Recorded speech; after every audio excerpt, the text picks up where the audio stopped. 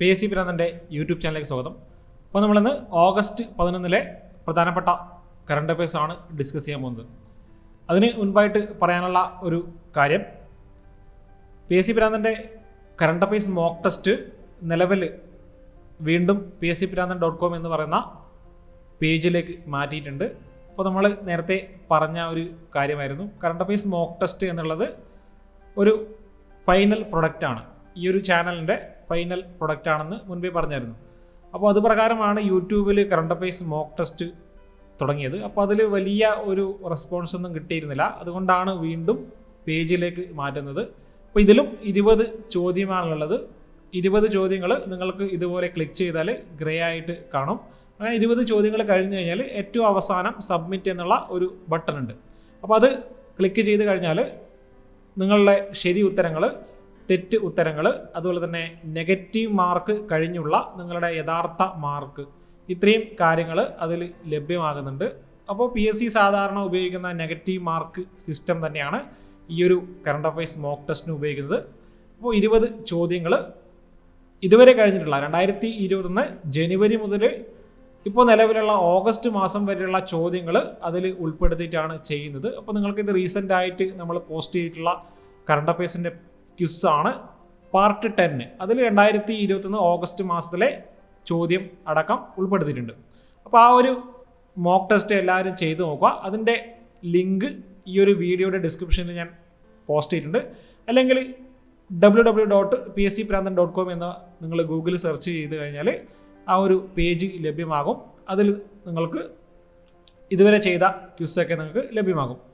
അപ്പോൾ നിങ്ങൾക്ക് അതിൽ ആ ഒരു പേജിലേക്ക് പോയി കഴിഞ്ഞ് ക്വിസിൻ്റെ ഒരു സെഷൻ എടുത്തു കഴിഞ്ഞാൽ നിങ്ങൾക്ക് ഇവിടെ ഒരു ടാഗ് കാണാൻ പറ്റും, കറണ്ട് അഫയേഴ്സ് ക്വിസ് 20 ക്വിസ് എന്ന് പറഞ്ഞ ഒരു ടാഗ്. ആ ഒരു ടാഗ് ക്ലിക്ക് ചെയ്ത് കഴിഞ്ഞാൽ ഇതുവരെ പോസ്റ്റ് ചെയ്ത കറണ്ട് അഫയേഴ്സ് മോക്ക് ടെസ്റ്റ് ക്വിസൊക്കെ നിങ്ങൾക്ക് കാണാൻ പറ്റും. അപ്പോൾ അതുകൊണ്ട് ആ ഒരു കാര്യം കൂടി ഒന്ന് ഓർത്ത് നോക്കുക. നിങ്ങൾക്ക് സെർച്ച് ചെയ്ത് ബുദ്ധിമുട്ട് വരുത്താണ്ടിരിക്കാൻ വേണ്ടിയിട്ടാണ് ആ ഒരു ടാഗ് അവിടെ കൊടുത്തത്. അപ്പോൾ ഇത്രയും കാര്യങ്ങളാണ് ഇതുമായി ബന്ധപ്പെട്ട് പറയാനുള്ളത്. അപ്പോൾ നമുക്ക് ഈ ഒരു കറണ്ട് അഫയേഴ്സ് സെഷനിലേക്ക് കടക്കാം. അതിന് മുൻപായിട്ട് നമ്മൾ ഇന്നലെ ഡിസ്കസ് ചെയ്തിട്ടുള്ള 5 ചോദ്യങ്ങൾ നോക്കാം. അപ്പോൾ ഇന്ത്യൻ ഹോക്കി ടീമിൻ്റെ മലയാളിയായിട്ടുള്ള ഗോൾ കീപ്പറാണ് PR ശ്രീജേഷ്. ടോക്കിയോ ഒളിമ്പിക്സിൽ 57 കിലോഗ്രാം ഫ്രീ സ്റ്റൈൽ വിഭാഗത്തിൽ, ഗുസ്തി വിഭാഗത്തിൽ വെള്ളി മെഡൽ നേടിയ ഇന്ത്യൻ ഗുസ്തി താരമാണ് Ravi Kumar Dahiya. Zoological survey of ഇന്ത്യയുടെ ആദ്യ വനിതാ ഡയറക്ടർ ആയിട്ട് ചുമതലയേറ്റ വ്യക്തിയാണ് ധൃതി ബാനർജി. ഹിറോഷിമ ദിനം ഓഗസ്റ്റ് 6 രാജ്യത്തെ പരമോന്നത കായിക ബഹുമതിയായിട്ടുള്ള രാജീവ് ഗാന്ധി ഖേൽരത്ന പുരസ്കാരത്തിന് പുനർനാമകരണം ചെയ്തു. ഏത് വ്യക്തിയുടെ പേരിലേക്കാണ്? അപ്പോൾ ധ്യാൻചന്ദ് ഖേൽരത്ന പുരസ്കാരം എന്നാണ് പുതിയ നാമം. ആ ഒരു കാര്യം പ്രത്യേകം ഓർത്ത് നോക്കണം, വളരെ ഇമ്പോർട്ടൻ്റ് ആണ്. അപ്പോൾ ഇന്നത്തെ കറണ്ട് അഫയേഴ്സുമായിട്ട് ഉള്ള കാര്യങ്ങളിലേക്ക് നമുക്ക് കടക്കാം. അതിൽ ആദ്യ ചോദ്യം ഇതാണ്, പ്രതിരോധ സാമഗ്രികൾ നിർമ്മിക്കുന്ന ഭാരത് ഡൈനാമിക്സ് ലിമിറ്റഡ് അടുത്തിടെയാണ് ഒരു സ്ഥലത്ത് പുതിയ ഒരു യൂണിറ്റ് സ്ഥാപിക്കാൻ പോകുന്നത്. അതിനൊരു പ്രത്യേകത, ഉത്തരേന്ത്യയിലെ ആദ്യത്തെ യൂണിറ്റ് എന്നാണ്. അത് സ്ഥാപിക്കാൻ പോകുന്നത് എവിടെയാണ്? ഉത്തരം ഝാൻസിയാണ്. ഉത്തരേന്ത്യയിൽ ഝാൻസി എന്ന് പറഞ്ഞ സ്ഥലത്താണ് Hyderabad based Bharat dynamics limited തങ്ങളുടെ ഉത്തരേന്ത്യയിലെ ആദ്യത്തെ യൂണിറ്റ് സ്ഥാപിക്കാൻ പോകുന്നത്. അപ്പോൾ UP-യിലെ ഒരു ഡിഫൻസ് കോറിഡോർ സ്ഥാപിക്കാൻ പോകുന്നുണ്ട്. അപ്പോൾ അതുമായി ബന്ധപ്പെട്ടിട്ടാണ് UP-യിലെ സർക്കാർ ഹൈദരാബാദ് ബേസ് ചെയ്തിട്ടുള്ള ഭാരത് ഡൈനാമിക്സ് ലിമിറ്റഡുമായിട്ട് ഒരു ധാരണാപത്രത്തിൽ ഒപ്പുവെച്ചത്. അപ്പോൾ അങ്ങനെയാണ് ഝാൻസിയിൽ നോർത്ത് ഇന്ത്യയിലെ ആദ്യത്തെ ഒരു യൂണിറ്റ് സ്ഥാപിക്കാൻ പോകുന്നത്. അപ്പം നമുക്ക് കുറച്ച് കാര്യങ്ങളിലേക്ക് കിടക്കാം. ഭാരത് ഡൈനാമിക്സ് ലിമിറ്റഡ് ഒരു പൊതുമേഖലയിൽ പ്രവർത്തിക്കുന്ന ആയുധ നിർമ്മാണം, അതായത് ഇന്ത്യൻ ആർമഡ് ഫോഴ്സസിന് വേണ്ടിയിട്ട് ആയുധങ്ങളും മറ്റ് പ്രതിരോധ വസ്തുക്കളൊക്കെ നിർമ്മിച്ചു കൊടുക്കുന്ന ഒരു പൊതുമേഖലാ സ്ഥാപനമാണ് ഭാരത് ഡൈനാമിക്സ് ലിമിറ്റഡ്. അത് ഹൈദരാബാദിലാണ് അതിൻ്റെ ആസ്ഥാനം വരുന്നത്, അല്ലെങ്കിൽ ഹൈദരാബാദ് കേന്ദ്രമായിട്ടാണത് പ്രവർത്തിക്കുന്നത്. ആ ഒരു കാര്യം PSCയുടെ മുൻപത്തെ ചോദ്യമാണ്, ഭാരത് ഡൈനാമിക്സ് ലിമിറ്റഡ് എവിടെയാണെന്നുള്ളത്. അപ്പോൾ അത് മുൻപ് ചോദിച്ചിട്ടുണ്ടായിരുന്നു, ഹൈദരാബാദാണെന്ന് പ്രത്യേകം ഓർത്തു വെക്കണം. അപ്പോൾ കുറച്ച് കാര്യങ്ങളിലേക്ക് പോകാം. പ്രതിരോധ മന്ത്രാലയത്തിന് കീഴിലാണ്, മിനിസ്ട്രി ഓഫ് ഡിഫൻസിന് കീഴിലാണ് ഈ ഒരു ഭാരത് ഡൈനാമിക്സ് ലിമിറ്റഡ് പ്രവർത്തിക്കുന്നത്. അപ്പോൾ നിലവിൽ ഉത്തരേന്ത്യയിലെ ആദ്യത്തെ യൂണിറ്റാണ് ഝാൻസിയിൽ സ്ഥാപിച്ചത്. അപ്പോൾ ഝാൻസി സ്ഥിതി ചെയ്യുന്നത് ഉത്തർപ്രദേശിലാണെന്ന് പ്രത്യേകം ഓർത്തു വെക്കണം. ആ ഒരു കാര്യം കൂടി ഓർത്തു വെക്കുക. ചിലപ്പോൾ ചോദ്യം ഇങ്ങനെ വരാം, ഭാരത് ഡൈനാമിക്സിൻ്റെ നോർത്ത് ഇന്ത്യയിലെ ആദ്യത്തെ യൂണിറ്റ് വരാൻ പോകുന്നത് ഏത് സംസ്ഥാനത്താണ്? അപ്പോൾ ഉത്തരം ഉത്തർപ്രദേശാണ്. അപ്പോൾ ആ ഒരു കാര്യം ഒന്ന് ഓർത്തു വെക്കുക. അപ്പോൾ നമുക്ക് അടുത്ത ഒരു ക്വസ്റ്റിനിലേക്ക് പോവാം. അടുത്തിടെ ഉദ്ഘാടനം ചെയ്ത ദാരിദ്ര്യരേഖയ്ക്ക് താഴെയുള്ള സ്ത്രീകൾക്ക് പാചകവാതക കണക്ഷൻ നൽകുന്ന പദ്ധതിയുടെ രണ്ടാം ഘട്ടം ഏതാണ്? അപ്പോൾ അടുത്തിടെയാണ് ദാരിദ്ര്യ രേഖയ്ക്ക് താഴെയുള്ള സ്ത്രീകൾക്ക് പാചകവാതക കണക്ഷൻ ലഭ്യമാക്കുന്നതിനുള്ള ഒരു കേന്ദ്ര പദ്ധതിയുടെ രണ്ടാം ഘട്ടം ആരംഭിച്ചത്. ആ പദ്ധതിയുടെ പേര് എന്താണ് എന്നാണ് ചോദ്യം. ഉത്തരം ഉജ്ജ്വല 2.0 ആണ്. അപ്പോൾ അടുത്തിടെയാണ് പ്രധാനമന്ത്രി ഉജ്ജ്വല 2.0 ആരംഭിച്ചത്. അതിൻ്റെ ഉദ്ഘാടനം ആണ് അടുത്തിടെ നടന്നത്. അപ്പോൾ നമുക്ക് കുറച്ച് കാര്യങ്ങൾ നോക്കാം. ഉജ്ജ്വല യോജന 2.0.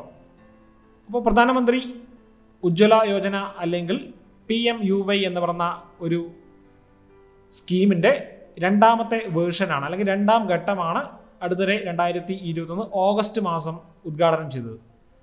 അപ്പോൾ അത് ഉദ്ഘാടനം ചെയ്ത സ്ഥലം ഉത്തർപ്രദേശിലെ മഹോബ എന്ന് പറഞ്ഞ ഒരു സ്ഥലത്താണ് അത് ഉദ്ഘാടനം ചെയ്തത്. ഉജ്ജ്വല യോജനയുടെ ഒന്നാം ഘട്ടം ഉദ്ഘാടനം ചെയ്ത വർഷം 2016 മെയ് 1 അല്ലെങ്കിൽ ആരംഭിച്ച വർഷം 2016 മെയ് 1 നിങ്ങൾ ഓർത്തു വെക്കണം. ഇപ്പോൾ BPL വനിതകളാണ്, ദാരിദ്ര്യരേഖയ്ക്ക് താഴെയുള്ള വനിതകൾക്ക് ഗ്യാസ് കണക്ഷൻ നൽകുന്ന ഒരു പദ്ധതിയാണ് എന്നുള്ളത് വളരെ ഇമ്പോർട്ടൻ്റ് ആയിട്ടുള്ള ഒരു പോയിൻ്റാണ്. അപ്പോൾ നിലവിൽ ആ ഒരു പദ്ധതി നടപ്പിലാക്കുന്നത് കേന്ദ്ര പെട്രോളിയം മന്ത്രാലയത്തിന് കീഴിലാണ്. അപ്പോൾ അതുകൊണ്ട് തന്നെ ഒരു കറണ്ട് അഫയേഴ്സ് ചോദ്യം നിങ്ങൾ പഠിക്കണം. അടുത്തിടെയാണ് കേന്ദ്ര മന്ത്രിസഭ പുനഃസംഘടിപ്പിച്ചത്. അപ്പോൾ അത് ഞാനൊരു വീഡിയോ പ്രത്യേകം ചെയ്തിട്ടുണ്ടായിരുന്നു, കേന്ദ്ര സംസ്ഥാന മന്ത്രിസഭ എന്ന് പറഞ്ഞ്. അപ്പോൾ ആ ഒരു വീഡിയോ നിങ്ങൾക്ക് ഈ ഒരു പ്ലേലിസ്റ്റ് പോയി കഴിഞ്ഞാൽ CA മെയിൻസ് ടോപ്പിക് എന്ന് പറഞ്ഞ ഒരു പ്ലേലിസ്റ്റ് ഞാൻ ക്രിയേറ്റ് ചെയ്തിട്ടുണ്ട്, അതിൽ പോസ്റ്റ് ചെയ്തിട്ടുണ്ട്. അപ്പോൾ അതിൻ്റെ ഐ ബട്ടൺ ലിങ്ക് ഞാനിവിടെ കൊടുക്കാം. അപ്പോൾ നിലവിലുള്ള കേന്ദ്ര പെട്രോളിയം മന്ത്രിയാണ് ഹർദീപ് സിംഗ് പുരി. ഓർത്തു നോക്കുക, നിലവിലെ കേന്ദ്ര പെട്രോളിയം മന്ത്രിയാണ് ഹർദീപ് സിംഗ് പുരി എന്ന് ഓർത്തു നോക്കുക. അതൊരു കറണ്ട് അഫയേഴ്സ് ചോദ്യമാണ്. അപ്പോൾ ഒരു കാര്യം കൃത്യമായിട്ട് ഓർത്തു നോക്കുക, ഉജ്ജ്വല 2.0 എന്നത് ദാരിദ്ര്യരേഖയ്ക്ക് കീഴിലുള്ള വനിതകൾക്ക് ഗ്യാസ് കണക്ഷൻ ലഭ്യമാക്കാനുള്ള പദ്ധതിയുടെ രണ്ടാം ഘട്ടമാണ്. ഉദ്ഘാടനം ചെയ്ത സ്ഥലം UP ആണ്. അടുത്ത ക്വസ്റ്റിനിലേക്ക് പോവാം. ലയണൽ മെസ്സി FC ബാർസലോണ വിടുകയാണെന്ന് അടുത്തിടെയാണ് സ്ഥിരീകരിച്ചത്. അപ്പോൾ ഏത് ഫുട്ബോൾ ക്ലബ്ബുമായിട്ടാണ് അദ്ദേഹം കരാറിൽ ഒപ്പുവെച്ചത്? ഉത്തരം Paris saint Germain. Paris saint Germain എന്നുള്ള പേര് ഫുട്ബോളുമായി ബന്ധപ്പെട്ട ആൾക്കാർക്ക് എന്തായാലും അത് ഓർമ്മ വരും. അല്ലെങ്കിൽ മറ്റൊരു പേരിലാണ് അത് അറിയപ്പെടുന്നത്, PSG എന്ന നാമമായിരിക്കും സാധാരണ ഇനി പരീക്ഷകളിൽ ചോദിക്കുന്നുണ്ടെങ്കിൽ വരാൻ സാധ്യതയുള്ളത്. അല്ലെങ്കിൽ ഇതുപോലെ ചോദിക്കും പാരീസ് സെന്റ് ജെർമെയിൻ എന്നാണ്. അപ്പോൾ PSG എന്ന് പഠിച്ച ഫുട്ബോളുമായി ബന്ധപ്പെട്ട അത്ര പരിചയമില്ലാത്ത ആൾക്കാർക്ക് ചിലപ്പോൾ ആ ഒരു പേര് കിട്ടില്ല. അപ്പോൾ ഓർത്ത് നോക്കുക, ലയണൽ മെസ്സി അടുത്തിടെയാണ് FC ബാർസലോണ എന്ന് പറഞ്ഞ ക്ലബ്ബ് വിട്ടുകൊണ്ട് മറ്റൊരു ക്ലബ്ബുമായിട്ട് കരാറിൽ ഒപ്പുവെച്ചത്. അപ്പോൾ നിങ്ങൾക്കത് വാർത്തയിലൊക്കെ കണ്ടിട്ടുണ്ടാവും, സ്പോർട്സ് പേജിൽ. അപ്പോൾ കഴിഞ്ഞ സ്പോർട്സ് പേജിലൊക്കെ അത് വലിയ ഒരു കോളത്തിൽ തന്നെ ഉണ്ടായിരുന്നു. അപ്പോൾ നമുക്ക് PSG-യിലേക്കാണ് അടുത്തിടെ ലയണൽ മെസ്സി കരാറിൽ ഒപ്പുവെച്ചത്. അപ്പോൾ PSG-യുടെ ഒരു ജേഴ്സിയുമായി ബന്ധപ്പെട്ട് ഉള്ള ഒരു ഫോട്ടോ ആണ്. ഫ്രഞ്ച് ഫുട്ബോൾ ക്ലബ്ബാണ് PSG എന്ന് ഓർത്തു വെക്കണം. 2024 വരെയാണ്, 2 വർഷത്തേക്കാണ് അദ്ദേഹം ഒരു കരാറിൽ ഒപ്പുവെച്ചത്. 1970 ഓഗസ്റ്റ് 12 രൂപീകൃതമായ ഒരു ഫുട്ബോൾ ക്ലബ്ബാണ് PSG. ഇപ്പോൾ പറയാനുള്ള മറ്റൊരു പോയിന്റ്, ലോകത്തെ ഏറ്റവും മൂല്യമേറിയ ഫുട്ബോൾ ക്ലബ്ബുകളിൽ 9ാമത് സ്ഥാനമാണ് PSG-ക്കുള്ളത്.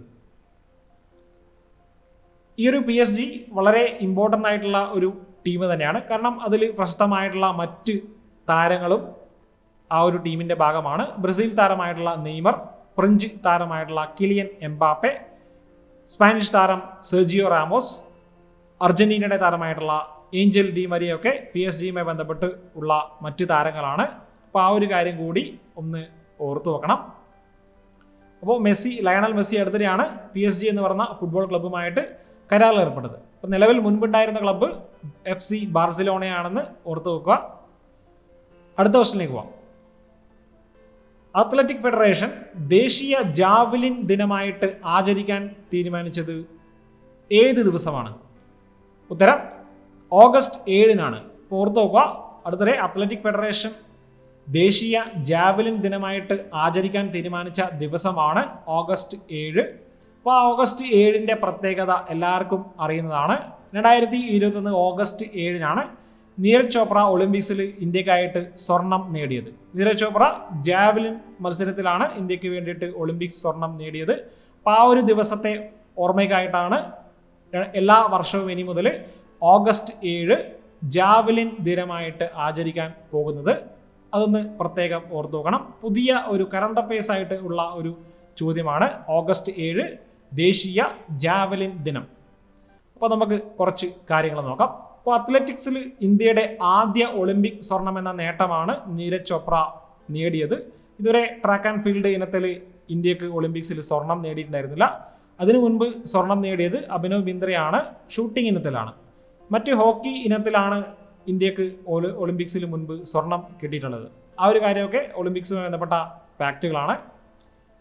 87.58 മീറ്റർ എന്നുള്ള ഒരു ഉയരം കൈവരിച്ചിട്ടാണ്, ആ ഒരു നേട്ടം കൈവരിച്ചുകൊണ്ടാണ് നീരജ് ചോപ്ര ജാവലിനിൽ ഒളിമ്പിക് സ്വർണം നേടുന്നത്. അതൊക്കെ ഒരു കറണ്ട് അഫയേഴ്സ് ആയിട്ടുള്ള മറ്റൊരു പോയിന്റാണ്.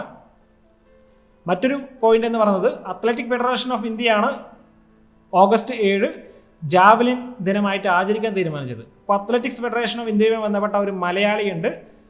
അത്ലറ്റിക്സ് ഫെഡറേഷൻ ഓഫ് ഇന്ത്യയുടെ സീനിയർ വൈസ് പ്രസിഡന്റ് ആയിട്ടുള്ള വ്യക്തിയാണ് മലയാളിയായിട്ടുള്ള കായിക താരം അഞ്ജു ബോബി ജോർജ്. അതൊരു ഫാക്റ്റായിട്ട്, എക്സ്ട്രാ ഫാക്റ്റായിട്ട് നിങ്ങൾ ഓർത്തു വെക്കണം. അടുത്ത ക്വസ്റ്റിലേക്ക് പോവാം. ലോക സിംഹദിനം എന്നാണ്. വേൾഡ് ലയൺ ഡേ ഏത് ദിവസമാണ്? ഉത്തരം ഓഗസ്റ്റ് 10-നാണ്. അപ്പോൾ നമ്മൾ കഴിഞ്ഞ ക്ലാസ്സിൽ വിട്ടുപോയ 2 കാര്യങ്ങൾ ഞാനിതിൽ ചേർത്തിട്ടുണ്ട്.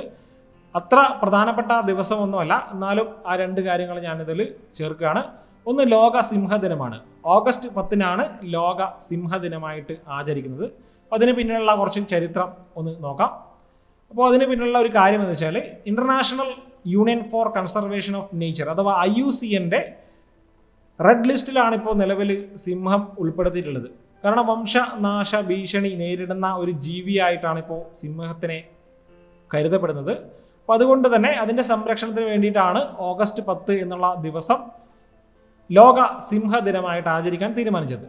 അപ്പോൾ മറ്റൊരു ഫാക്റ്റ് കൂടി പറയാനുണ്ട്, അത് ഇന്ത്യയുമായി ബന്ധപ്പെട്ടാണ്. അപ്പോൾ ഇന്ത്യയിൽ സിംഹങ്ങളുടെ എണ്ണത്തിൽ 29% വളർച്ചയാണ് കഴിഞ്ഞ ഒരു 5 വർഷത്തിലുണ്ടായിരുന്നത്. അതായത് 2015 മുതൽ 2020 വരെയുള്ള കണക്ക് പ്രകാരം 29% വളർച്ച ഇന്ത്യയിലെ സിംഹങ്ങൾക്ക് ഉണ്ടായിട്ടുണ്ട്. അപ്പോൾ സിംഹങ്ങളുടെ എണ്ണത്തിൽ ഉണ്ടായിട്ടുണ്ട്. ആ ഒരു പോയിന്റ് കൂടി നിങ്ങളൊന്ന് ഓർത്ത് വെക്കുക. അടുത്ത ഒരു ക്വസ്റ്റിലേക്ക് പോവാം. ലോക ജൈവ ഇന്ധന ദിനം വേൾഡ് ബയോ ഫ്യൂവൽ ഡേ ഏത് ദിവസമാണ്? ഉത്തരം ഓഗസ്റ്റ് 10-നാണ് ലോക ജൈവ ഇന്ധന ദിനം അല്ലെങ്കിൽ വേൾഡ് ബയോ ഫ്യൂവൽ ഡേ ആയിട്ട് ആചരിക്കുന്നത് ഓഗസ്റ്റ് 10-നാണെന്ന് ഓർത്ത് നോക്കുക. അപ്പോൾ നമുക്ക് കാര്യങ്ങളിലേക്ക് കടക്കാം. ഈ വർഷത്തെ തീം അതൊന്നും ഇമ്പോർട്ടൻ്റ് ഉള്ള ഒരു കാര്യമൊന്നുമല്ല, എന്നാലും പറയാം. 2021 വർഷത്തിലെ തീമാണ് the promotion of bio fuels for a better environment എന്നതാണ് 2021 തീം. ഇനി 2015 മുതലാണ് ഇന്ത്യയിൽ വേൾഡ് ബയോ ഫ്യൂവൽ ഡേ ആചരിക്കുന്നത്. കേന്ദ്ര പെട്രോളിയം മന്ത്രാലയമാണ് ആചരിക്കുന്നത്. അപ്പോൾ ഇതിന് പിന്നിലുള്ള ഒരു ചരിത്രം എന്ന് പറഞ്ഞാൽ റുഡോൾഫ് ഡീസൽ എന്ന് പറഞ്ഞ വ്യക്തിയാണ്. ഡീസൽ എഞ്ചിനൊക്കെ കണ്ടുപിടിച്ചിട്ടുള്ള വ്യക്തിയാണ് റുഡോൾഫ് ഡീസൽ. അപ്പോൾ അദ്ദേഹത്തിൻ്റെ സ്മരണാർത്ഥമാണ് ഒരു ദിനം. അതിനുള്ള കാരണം എന്ന് പറഞ്ഞാൽ 1893 ഓഗസ്റ്റ് 10-നാണ് അദ്ദേഹം നിലക്കടല എണ്ണ ഉപയോഗിച്ചുകൊണ്ടൊരു എൻജിൻ പ്രവർത്തിച്ചത്. അപ്പോൾ അതിൻ്റെ ഭാഗമായിട്ട്, അതിൻ്റെ ഒരു ഓർമ്മയ്ക്കായിട്ടാണ് ആ ഒരു ദിവസമായിട്ടുള്ള August 10 world bio fuel day ആയിട്ട് ആചരിക്കാൻ തീരുമാനിച്ചത്. അപ്പോൾ ആ ഒരു കാര്യം ഓർത്ത് നോക്കുക. റുഡോൾഫ് ഡീസലുമായി ബന്ധപ്പെട്ടിട്ടാണ് വേൾഡ് ബയോ ഫ്യൂവൽ ഡേ ആചരിക്കുന്നത്. അടുത്ത ക്വസ്റ്റിനിലേക്ക് പോവാം. ഒരു പ്രധാനപ്പെട്ട ചോദ്യം എന്ന് തന്നെ പറയാം, അതുകൊണ്ട് ഞാൻ ഇവിടെ സ്റ്റാർ മാർക്ക് ചെയ്യുകയാണ്. അപ്പോൾ ഇതുമായി ബന്ധപ്പെട്ട മറ്റു ചോദ്യങ്ങൾ ഇനിയുള്ള കറണ്ട് അഫയേഴ്സിൽ പറയാനുണ്ട്. അപ്പോൾ അതുകൊണ്ട് ഇത് സ്റ്റാർ മാർക്ക് ചെയ്യുക, കൃത്യമായിട്ട് ഇതിൽ പറയുന്ന കാര്യങ്ങൾ നോട്ട് ചെയ്യണം. ഈയടുത്ത് ലോക്സഭ പാസാക്കിയ സംസ്ഥാന സർക്കാരുകൾക്ക് OBC വിഭാഗങ്ങളെ നിശ്ചയിക്കാനുള്ള അധികാരം മടക്കി നൽകുന്നതുമായി ബന്ധപ്പെട്ടുള്ള ബിൽ എത്രാമത്തെ ഭരണഘടനാ ഭേദഗതി ബില്ലാണ്? അപ്പോൾ അടുത്തിടെയാണ് ഒരു കോൺസ്റ്റിറ്റ്യൂഷണൽ അമെൻമെൻറ്റ് ബില്ല് അവതരിപ്പിച്ചത്. അതിൻ്റെ ലക്ഷ്യം എന്ന് പറഞ്ഞാൽ സംസ്ഥാനങ്ങൾക്ക് OBC വിഭാഗങ്ങളെ നിശ്ചയിക്കാനുള്ള ഒരു അധികാരം മടക്കി നൽകുക എന്നാണ്.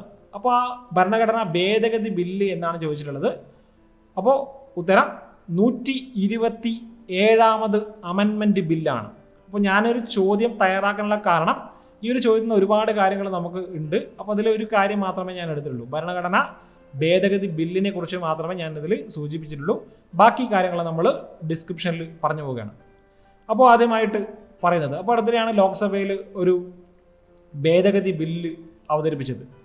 അപ്പോൾ അതിൻ്റെ ഒരു മുൻപത്തെ ഒരു ബാക്ക്ഗ്രൗണ്ട് എന്ന് പറഞ്ഞാൽ മറാത്ത സംവരണം റദ്ദാക്കിയ ഒരു സുപ്രീം കോടതി നടപടി, അത് 2021 മെയ് മാസമാണ് അങ്ങനെയുള്ള ഒരു നടപടി ഉണ്ടായിരുന്നത്.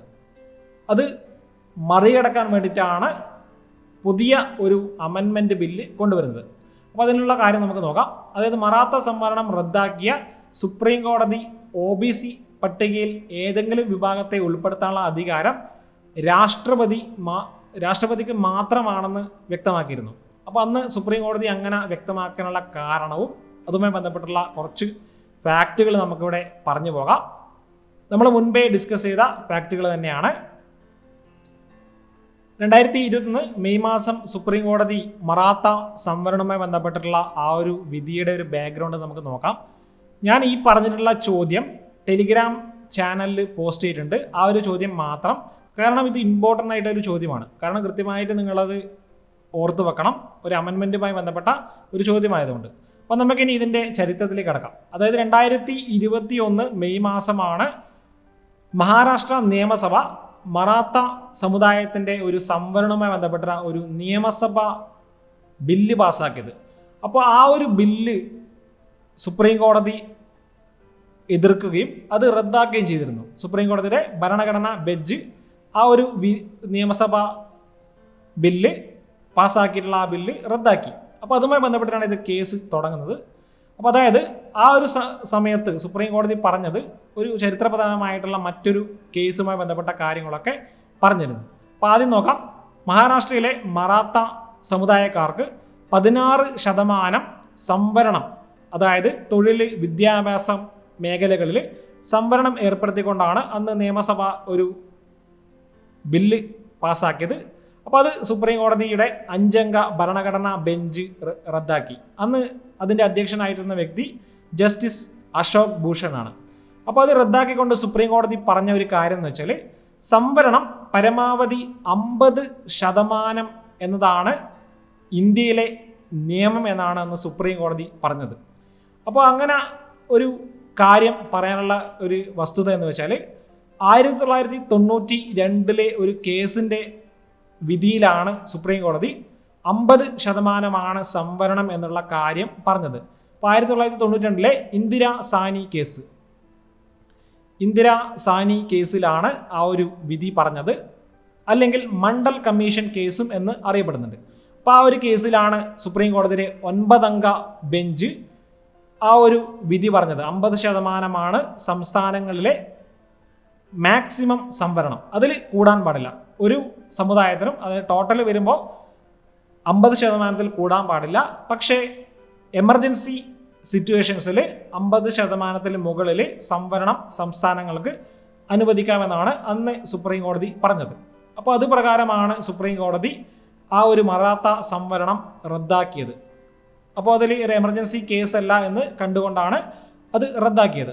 അപ്പോൾ ഇന്ദിരാ സാഹ്നി കേസ് എന്നുള്ളത് ഒരു പ്രധാനപ്പെട്ട പോയിന്റാണ്. നമ്മളത് മെയ് മാസത്തെ കറണ്ട് അഫയേഴ്സിൽ ഡിസ്കസ് ചെയ്താണ് ഇന്ദിരാ സാഹ്നി കേസ്, അല്ലെങ്കിൽ മണ്ഡൽ കമ്മീഷൻ കേസ്. അപ്പോൾ ആ ഒരു കേസിനെ കുറിച്ച് നിങ്ങൾ എന്തായാലും പഠിക്കണം. അപ്പോൾ അതിൻ്റെ ബാക്ക്ഗ്രൗണ്ട് എന്ന് പറഞ്ഞത്, അങ്ങനെ റദ്ദാക്കാനുള്ള സുപ്രീം കോടതിയുടെ ഒരു കാരണം എന്ന് പറയുന്നത് 102ാമത് അമെൻമെൻ്റ് ആണ്. വളരെ പ്രശസ്തമായിട്ടുള്ള PSC ഒരുപാട് തവണ ചോദിച്ചിട്ടുള്ള അമെൻമെൻ്റാണ് 102ാമത് അമെൻമെൻറ്റ്. 2018 ഓഗസ്റ്റിൽ പ്രാബല്യത്തിൽ വന്ന ആ ഒരു ഭേദഗതിയിലൂടെയാണ് ദേശീയ പിന്നോക്ക വിഭാഗ commission, national backward commission class commission രൂപീകരിച്ചത്. അതിന് ഭരണഘടനാ പദവി ലഭിച്ചത്. അപ്പോൾ അതിൽ പറഞ്ഞ ഒരുപാട് കാര്യങ്ങളുടെ കാരണങ്ങൾ കൊണ്ടാണ് സുപ്രീം കോടതി ഇപ്പോൾ റീസെൻ്റ് ആയിട്ടുള്ള മറാത്ത സംവരണത്തിനെ എതിർത്തതും അതുപോലെ തന്നെ കേരളത്തിൽ നാടാർ വിഭാഗത്തിനെ OBCയിൽ ഉൾപ്പെടുത്തുന്നുള്ള ഒരു കാര്യം ഹൈക്കോടതി അടുത്തിടെ തടഞ്ഞിരുന്നു. അതൊക്കെ ബന്ധപ്പെട്ട ഈ ഒരു കാര്യങ്ങൾ കൊണ്ട് തന്നെയാണ്. അപ്പോൾ അതൊക്കെ മറികടക്കാൻ വേണ്ടിയിട്ടാണ് ഇപ്പോൾ ലോകസഭയിൽ പ്രതിപക്ഷത്തിൻ്റെ ഒരു പിന്തുണയോടെ കൂടി ഒരു അമെൻമെൻറ്റ് ബില്ല് അവതരിപ്പിച്ചത്. അത് ലോക്സഭ പാസ്സാക്കി. ഇപ്പോൾ നിലവിൽ രാജ്യസഭയും പാസ്സാക്കിയിട്ടുണ്ട്. ഇനി പ്രസിഡന്റിൻ്റെ ഒരു അനുമതി കൂടി ലഭിച്ചു കഴിഞ്ഞാൽ ആ ഒരു കാര്യത്തിൽ മാറ്റം വരും. അപ്പോൾ ആ ഒരു കാര്യം നിങ്ങൾ ഓർത്ത് നോക്കണം. ഇതാണ് അതിൻ്റെ ആദ്യത്തെ ഒരു ബാക്ക്ഗ്രൗണ്ട് എന്ന് പറഞ്ഞത്. അപ്പോൾ ഇനി നമുക്ക് 102ാമത് അമെൻമെൻറ്റിനെ കുറിച്ച് പറയാനുണ്ട്. അപ്പോൾ അതുകൊണ്ട് കുറച്ച് കാര്യങ്ങൾ കൂടി പറയാം. ഇപ്പോൾ ഭരണഘടനയിൽ 3 അനുച്ഛേദങ്ങളിലാണ് ഇപ്പോൾ മാറ്റം വരുത്തേണ്ടത്. അപ്പോൾ ഈ ഒരു അമെൻമെൻറ്റ് ബില്ല് അവതരിപ്പിക്കാനുള്ള കാരണം കോൺസ്റ്റിറ്റ്യൂഷനിലെ 3 ആർട്ടിക്കിളുകളിൽ മാറ്റം വരുത്താൻ വേണ്ടിയിട്ടാണ്. അപ്പോൾ അത് ആർട്ടിക്കിൾ ഏതാണെന്ന് നോക്കാം. 342A 2 ക്ലോസുകളിൽ മാറ്റം വരുത്തുന്നുണ്ട്. പിന്നീട് ആർട്ടിക്കിൾ 366 26C എന്ന ഒരു വകുപ്പിൽ ആർട്ടിക്കിളിൽ മാറ്റം വരുത്തുന്നുണ്ട്. 338 9ാമത് ക്ലോസിലും ഒരു മാറ്റം വരുത്തുന്നുണ്ട്. അപ്പോൾ അതാണ് ഇതിൽ ചെയ്യുന്ന പ്രധാനപ്പെട്ട ഒരു കാര്യം എന്ന് പറയുന്നത്. അപ്പോൾ നമുക്ക് ആ 102ാമത് അമെൻമെൻറ്റിനെ കുറിച്ച് കുറച്ച് കാര്യങ്ങൾ പറയാം. കാരണം അതും ഇമ്പോർട്ടൻ്റ് ആണ്. അത് പറഞ്ഞതിന് ശേഷം എന്താണ് ഈ ആർട്ടിക്കിളുകളൊക്കെ എന്നുള്ള കാര്യം പറയാം. ഏതൊരു പരീക്ഷയ്ക്കും പ്രധാനപ്പെട്ട ഒരു ഭേദഗതിയാണ്, എല്ലാ പരീക്ഷയ്ക്കും ചോദിക്കുന്ന ഒരു ഭേദഗതിയാണ് 102ാമത് കോൺസ്റ്റിറ്റ്യൂഷണൽ അമെൻമെൻറ്റ് ആക്ട് 2018 കുറിച്ച്. അപ്പോൾ അതിൽ നടന്നിട്ടുള്ള ഒരു പ്രധാനപ്പെട്ട കാര്യം എന്ന് പറയുന്നത് നാഷണൽ കമ്മീഷൻ ഫോർ ബാക്ക്വേർഡ് ക്ലാസസിന് ഭരണഘടനാ പദവി. നിലവിൽ അത് മുൻപ് വരെ സ്റ്റാറ്റ്യൂട്ടറി ബോഡി ആയിരുന്നു. അപ്പോൾ ആ ഒരു ഭേദഗതിയിലൂടെ അതിന് കോൺസ്റ്റിറ്റ്യൂഷണൽ സ്റ്റാറ്റസ് ലഭിച്ചു. അപ്പോൾ അതാണ് ഇതിലെ ഏറ്റവും പ്രധാനപ്പെട്ട പോയിന്റ്.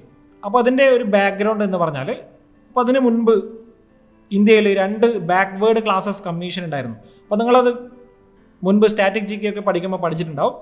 1950 ഒരു ബാക്ക്വേർഡ് ക്ലാസസ് കമ്മീഷൻ ഉണ്ടായിരുന്നത്. അതാണ് കാക്ക കലേൽക്കർ കമ്മീഷൻ. അപ്പോൾ ആ ഒരു ബാക്ക്വേർഡ് ക്ലാസസ് കമ്മീഷന് ശേഷം മറ്റൊരു വന്ന കമ്മീഷനാണ് 1970 BP മണ്ഡൽ നേതൃത്വത്തിലുള്ള കമ്മീഷൻ. അപ്പോൾ അതിനൊക്കെ ഒരു ബദലായിട്ടാണ് സുപ്രീം കോടതി അന്ന് ഇന്ദിരാ സായ്നി കേസുമായി ബന്ധപ്പെട്ടിട്ട് ഒരു പെർമനൻ്റ് കമ്മീഷൻ, അതായത് ഇതുമായി ബന്ധപ്പെട്ടിട്ടുള്ള ഒരു പെർമനൻ്റ് കമ്മീഷൻ വേണം എന്ന് പറഞ്ഞത്. അപ്പോൾ അങ്ങനെയാണ് ഒരു നാഷണൽ ലെവലിൽ ബാക്ക്വേർഡ് ക്ലാസസിൻ്റെ ഒരു കമ്മീഷൻ വരുന്നത്. അപ്പോൾ അത് 93 national commission for backward classes act പ്രകാരമാണ് അന്ന് NCBC രൂപീകരിച്ചത്. അപ്പോൾ അത് പിന്നീട് ഇപ്പോൾ അത് ഈ ഒരു അമെൻമെൻറ്റിലൂടെ ഭരണഘടനാ പദവി ലഭിച്ചു. അതാണ് അതിൻ്റെ ഒരു ബാക്ക്ഗ്രൗണ്ട് എന്ന് പറയുന്നത്. അപ്പോൾ ഇനി എന്താണ് ഈ അമെൻമെൻറ്റിൽ പറഞ്ഞിട്ടുള്ള കാര്യങ്ങൾ നോക്കാം.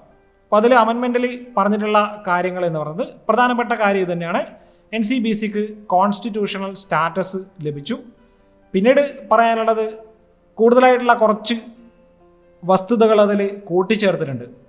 കൂടുതലായിട്ടുള്ള ആർട്ടിക്കിൾ എന്ന് പറയുമ്പോൾ 338B എന്ന ഒരു ആർട്ടിക്കിൾ കൂട്ടിച്ചേർത്തു. അത് നാഷണൽ കമ്മീഷൻ ഫോർ ബാക്ക്വേർഡ് ക്ലാസസിനെ സൂചിപ്പിക്കുന്ന ഒരു ആർട്ടിക്കിളാണ് 338B എന്നത്. പിന്നീട് 342A എന്ന ഒരു ആർട്ടിക്കിൾ വന്നു. അതിൽ 2 ക്ലോസുകളും ഉൾപ്പെടുത്തി. അപ്പോൾ ആ 2 ക്ലോസുകളിൽ മാറ്റം വരുത്താനാണ് ഇപ്പോൾ ഈ ഒരു ലോക്സഭ ഭേദഗതി ബില്ല് ഇപ്പോൾ വന്നിട്ടുള്ളത്. പിന്നീട് പറയാനുള്ളത് 366 ആർട്ടിക്കിൾ എന്നതിൽ ഒരു പുതിയ ഒരു കാര്യം കൂട്ടിച്ചേർത്തിട്ടുണ്ട്. അതിനെക്കുറിച്ച് നമ്മൾ ഇതിൽ ഡിസ്കസ് ചെയ്തിട്ടുണ്ട്. അപ്പോൾ ഇത്രയും കാര്യങ്ങളാണ് അന്നത്തെ 102ാമത് ഭേദഗതിയിൽ വന്നിട്ടുള്ളത്. അപ്പോൾ ആ ഒരു കാര്യങ്ങളിൽ കുറച്ച് കാര്യങ്ങളിൽ മാറ്റം വരുത്താനാണ് ഇപ്പോൾ ലോക്സഭയിൽ ഒരു ബില്ല് പാസ്സാക്കുന്നത്. അപ്പോൾ നിങ്ങൾ 102ാമത് കോൺസ്റ്റിറ്റ്യൂഷണൽ അമെൻമെൻറ്റിനെ കുറിച്ച് കൂടുതലായിട്ട് നിങ്ങൾ ഗൂഗിളിൽ സെർച്ച് ചെയ്തിട്ട് അതിന് നോട്ട് തയ്യാറാക്കി വെക്കണം. അത് ഇമ്പോർട്ടൻ്റ് ആയിട്ടുള്ള ഒരു കാര്യമാണ്. ഇപ്പോൾ ഹൈക്കോർട്ട് അസിസ്റ്റൻ്റ് എക്സാമൊക്കെ വരുന്നുണ്ട്. അപ്പോൾ അതിലൊക്കെ ചോദിക്കാൻ സാധ്യതയുള്ള ഒരു കാര്യം ആണ് ഇത്. ഇപ്പോൾ PSC പരീക്ഷയിൽ ഡിഗ്രി ലെവലിലും ഇതിനുമായി ബന്ധപ്പെട്ട ഒരുപാട് കാര്യങ്ങൾ ചോദിക്കാൻ സാധ്യതയുള്ള കാര്യങ്ങൾ തന്നെയാണ്. അപ്പോൾ അതുകൊണ്ട് കൃത്യമായിട്ടിത് പഠിച്ചു വെക്കാം. അപ്പോൾ ഇനി പറയാനുള്ളത് എന്താണ് മാറ്റം വരുത്തുന്നുള്ള കാര്യമെന്ന് നോക്കാം. അപ്പോൾ 3 ആർട്ടിക്കിളിലാണ് മാറ്റം വരുത്തുന്നത്.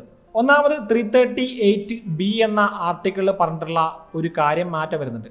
അപ്പോൾ 338Bയിൽ പറഞ്ഞിട്ടുള്ള 9ാമത്തെ ക്ലോസിലാണ് ആദ്യമായിട്ട് ഈ ഒരു ഭേദഗതി ബില്ല് മാറ്റം വരുത്താൻ പോകുന്നത്. അപ്പോൾ അതാണ് ഇവിടെ കൊടുത്തിട്ടുള്ളത്. അപ്പോൾ ആ ഒരു ഭേദഗതിയിൽ മാറ്റം വരുത്തുന്നുണ്ട്. പിന്നീടുള്ള കാര്യമെന്ന് പറഞ്ഞാൽ 342A എന്ന ഒരു ആർട്ടിക്കിൾ ഉണ്ട്. അത് 102ാമത് ഭേദഗതി കൂടെ ചേർത്തിട്ടുള്ള ഒരു ആർട്ടിക്കിളാണ്.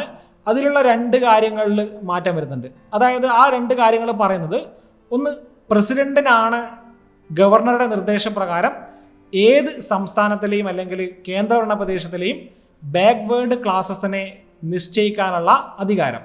അത് മാറ്റാൻ വേണ്ടിയിട്ടാണ് ആദ്യമായിട്ടുള്ള ഒരു കാര്യം. പിന്നീട് പറയാനുള്ളത്, ഈ ഒരു ബാക്ക്വേർഡ് ക്ലാസസിൻ്റെ ലിസ്റ്റ് തയ്യാറാക്കുന്നത് പാർലമെൻറ്റാണ്. അപ്പോൾ ആ ഒരു കാര്യത്തിലും മാറ്റം വരുത്താൻ വേണ്ടിയിട്ടാണ് ഈ ഒരു അമെൻമെൻറ്റ് ബില്ല് വന്നിട്ടുള്ളത്. പിന്നീട് പറയാനുള്ളത് 366 ആർട്ടിക്കിളിൽ 26C എന്ന് പറഞ്ഞ ഒരു കാര്യം കൂട്ടിച്ചേർത്തിട്ടുണ്ട്. അപ്പോൾ അത് ആരാണ് ബാക്ക്വേർഡ് ക്ലാസസ് അല്ലെങ്കിൽ ആരാണ് പിന്നോക്ക മേഖലയിൽ ഉള്ള ആൾക്കാർ എന്ന് നിശ്ചയിക്കുന്ന ഒരു ആർട്ടിക്കിളാണ് 366 26C എന്ന് പറഞ്ഞത്. അപ്പോൾ അതിലും മാറ്റം വരുത്താൻ വേണ്ടിയിട്ടാണ് ഈ ഒരു അമെൻമെൻറ്റ് ബില്ല് വന്നിട്ടുള്ളത്. അപ്പോൾ ആ ഒരു കാര്യമൊക്കെ നിങ്ങളൊന്ന് ഓർത്ത് വെക്കണം. ഞാൻ ഈ എടുത്തിട്ടുള്ള ഈ ഒരു PDF എന്ന് പറഞ്ഞത് 102ാമത് ഭേദഗതിയിലെ വിവരങ്ങളാണ്. അപ്പോൾ ആ ഒരു കാര്യം നിങ്ങൾ നെറ്റിൽ സെർച്ച് ചെയ്താൽ നിങ്ങൾക്ക് ആ ഒരു PDF ലഭിക്കും. 102nd അമെൻമെൻറ്റ് എന്ന് സെർച്ച് ചെയ്താൽ മതി. അപ്പോൾ ആ കാര്യങ്ങൾ ഓർത്ത് നോക്കണം. അടുത്തതാണ് ലോക്സഭയിൽ ഒരു അമെൻമെൻറ്റ് ബില്ല് വന്നത് 127ാമത് അമെൻമെൻറ്റ് ബില്ലാണ്. അത് ലക്ഷ്യമിടുന്നത് സംസ്ഥാനങ്ങൾക്ക് OBC വിഭാഗക്കാരെ നിർണ്ണയിക്കാനുള്ള ഒരു പവർ തിരിച്ച് കൊണ്ടുവരിക എന്നതാണ്. അപ്പോൾ അതിനുമായി ബന്ധപ്പെട്ട നമ്മൾ ബാക്ക്ഗ്രൗണ്ട് ആയിട്ടുള്ള കാര്യങ്ങളാണ് ഇപ്പോൾ ഈ ഒരു കറണ്ട് അഫയേഴ്സിൽ ഡിസ്കസ് ചെയ്തിട്ടുള്ളത്. അപ്പോൾ അടുത്ത ക്വസ്റ്റ്യനിലേക്ക് പോകാം. അപ്പോൾ അടുത്ത ക്വസ്റ്റ്യൻ എന്ന് പറഞ്ഞാൽ, കോവിഷീൽഡിൻ്റെയും ഏത് വാക്സിൻ്റെയും സംയോജനവുമാണ് ഒരു വാക്സിൻ്റെ 2 ഡോസുകളേക്കാൾ രോഗപ്രതിരോധ ശേഷി ഉണ്ടാക്കുന്നുവെന്ന് ICMR അടുത്തിടെ പറഞ്ഞത്. അപ്പോൾ കോവിഷീൽഡും ഏതോ ഒരു വാക്സിനും കൂടി സംയോജിപ്പിച്ചാൽ ആ ഒരു വാക്സിൻ്റെ തന്നെ 2 ഡോസുകൾ എടുക്കുന്നതിനേക്കാളും രോഗപ്രതിരോധ ശേഷി ഉണ്ടാകുമെന്ന് ICMR അടുത്തിടെ പറഞ്ഞു. ഏത് വാക്സിൻ എന്നാണ് ചോദ്യം.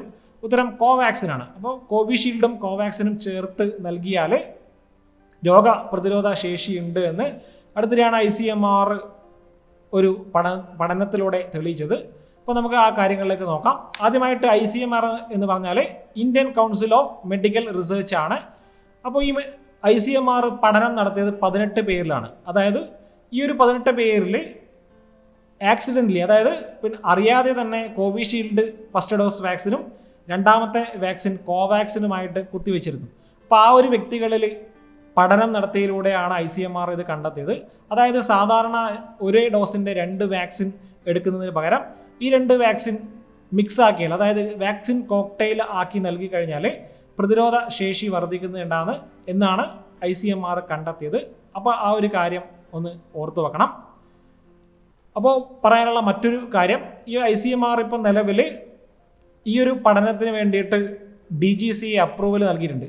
ഈ കോവിഷീൽഡും കോവാക്സിനും തമ്മിലുള്ള മിക്സ് ചെയ്താൽ എങ്ങനെയാണ്, എന്താണ് പറ്റുക എന്നുള്ള കാര്യങ്ങളെക്കുറിച്ച് കൂടുതലായിട്ട് പഠനം നടത്താൻ വേണ്ടിയിട്ട് ഇന്ന്, അതായത് ഓഗസ്റ്റ് 11 ആണ് DGCA പുതിയ ഒരു കമ്മിറ്റിയൊക്കെ നിയമിച്ചത്. അപ്പോൾ ആ ഒരു കാര്യം കൂടി നമുക്ക് അടുത്ത ഒരു ക്ലാസ്സിൽ ഡിസ്കസ് ചെയ്യാം. അപ്പോൾ ഇന്നത്തെ കറണ്ട് അഫയേഴ്സ് ഇവിടെ അവസാനിച്ചു. 5 മോക്ക് ടെസ്റ്റ് ചോദ്യങ്ങളിലേക്കാണ് പോകുന്നത്. ആദ്യ ചോദ്യം ഇതാണ്: 2021 ഓഗസ്റ്റ് മാസം അന്തരിച്ച ഡോക്ടർ രാമഭദ്രൻ അറമുദൻ ഏത് മേഖലയിലെ പ്രശസ്ത വ്യക്തിയാണ്? ഒളിമ്പിക് അത്ലറ്റിക്സ് ട്രാക്ക് ആൻഡ് ഫീൽഡിൽ ഏറ്റവും കൂടുതൽ മെഡൽ നേടുന്ന വനിതാ താരമെന്ന റെക്കോർഡ് സ്വന്തമാക്കിയത് ആരാണ്? ടോക്കിയോ ഒളിമ്പിക്സ് പുരുഷ റിലേ ടീമിൽ ഉൾപ്പെട്ട മലയാളികളിൽ പെടാത്ത വ്യക്തി ആരാണ്? ഈയടുത്ത് അന്തരിച്ച ഒളിമ്പ്യൻ SS നാരായണൻ ഏത് കായിക ഇനവുമായി ബന്ധപ്പെട്ട വ്യക്തിയാണ്?